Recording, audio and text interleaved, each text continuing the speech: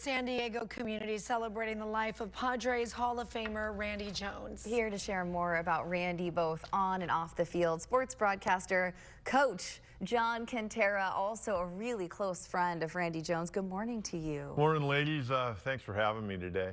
This is a tough conversation, but one where celebrating his life and having those stories, it's helpful in a way. It's a little bit cathartic to, have the conversations about what he did in his life and legacy. Talk first about how long you knew Randy Jones. You guys had quite a relationship. Yeah, we did. I was very lucky. I guess I'd have to track back to when I was a junior and senior in high school. Those were Randy's 2 big years with the Padres, and we us kids that were playing baseball at that time, we wanted to do everything possible to get to the ballpark when he pitched, because number one, he was really good. Number two, the Padres actually had a chance to win. And then, later in life, I ran into him one of his very, very first days. It's kind of an interesting story. I ran into him at Qualcomm Stadium. He was just starting working for the Padres in the late 90s, where he was going to become an ambassador. And I was sitting there waiting for some tickets, and he comes in. He kind of knew who I was at that time. I'd been on the radio for a few years, and we shook hands, and we started talking. And I go, I understand you work with pitchers. And he goes, yeah, I do. I go, you don't try to teach them to pitch the way you did, do you? And he looked at me. And he goes, no, I don't. And I go, well, that's good, because you'd be doing the kids a disservice. and what I meant by that, Randy was unconventional as a pitcher. He threw and landed on a stiff front leg and threw across his body, which isn't good for pitchers long-term normally. And he knew exactly what I was talking about. So it was kind of a sign to him that I knew what I was talking about, because I've been in college coaching, knew a little bit about pitching. So that's how we got started.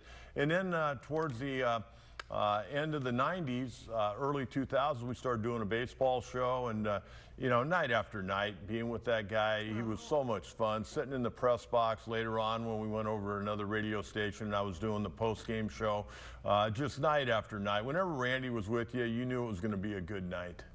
I'm sure you have so many memories, so many memories. If there's one that you sit and you reflect on or you think about, it would be your favorite?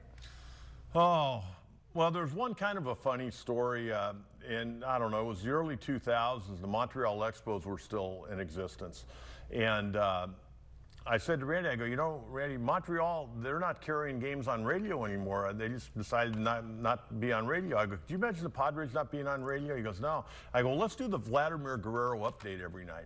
So we started doing that. I'd read off Vladimir Guerrero's stats, and I got a million stories, but this was great. So I told him, I go, Randy, Montreal's coming to town in 2 weeks. You know Felipe Alou. I go, let's go out there. Let's get our picture with Vladimir Guerrero. So they're coming to town. Randy goes down on Tuesday night, talks to Felipe Alou, gets it all set up. We go down there on Wednesday, and Felipe Alou, Randy walks over to him and says, hey, I'm here with my partner. We got our film, our camera guy. And so he calls over Vladimir Guerrero, who didn't speak English at all. And so he comes over, and he has no idea who I am, Vladimir Guerrero. Felipe had told him who Randy was. Yeah. We get this great picture with Vladimir Guerrero, and I guarantee you to this day, Vladimir Guerrero, if you asked him, hey, how about those 2 guys you took pictures with in San Diego, he might know who Randy was, but he had no idea who I was. Randy was one of those guys, you could tell him, hey, Randy, I don't know if we can do that, and he'd find a way to do it. He'd find a way. And he did. He was everywhere in San Diego. As a reporter, we would go out, especially during the holidays, and I would be at a toy drive, a getaway with the USO. I'm like, Randy, what car are you driving around to get around San Diego? And I think that just showed his life of service and what he really wanted to do.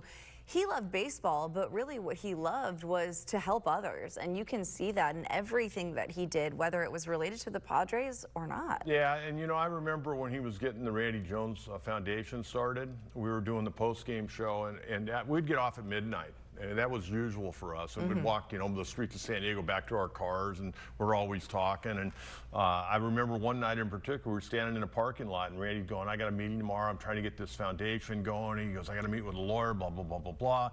And now he's created this incredible Randy Jones Foundation that will continue, by the way. And people, they can go to the website, randyjonesfoundation.com. They got their big golf event coming up in the middle of January.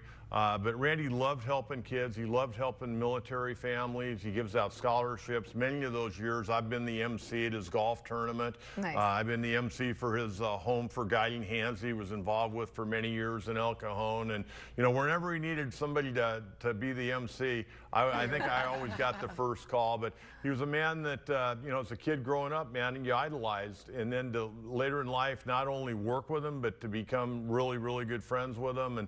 But you know what? Yesterday, I got so many messages from so many people knowing that our relationship was real tight. And they go, hey, we're really sorry about your loss. And I go, you know what? I'm sorry for your loss as well, because anybody Randy came into contact with, he was their friend, and vice versa. And I really believe that. What a legacy to leave behind and be able to touch so many people throughout a life. Sports broadcaster, Coach John Kentera, we appreciate your time. Thank you. And that shirt that you're wearing, your jersey you're wearing too, is also special, right? Yeah, Randy gave it to me in 2012. We had this bet, and I won the bet. And he bought me this jersey, brought it in, and he set up to where I could throw out the first pitch wearing this jersey in 2012. Oh, what a memory. Yeah. That's special. And it was a good pitch. Right down the middle to the then manager, Buddy Black. That matters. Amazing. Well, thank you for being here. We appreciate it.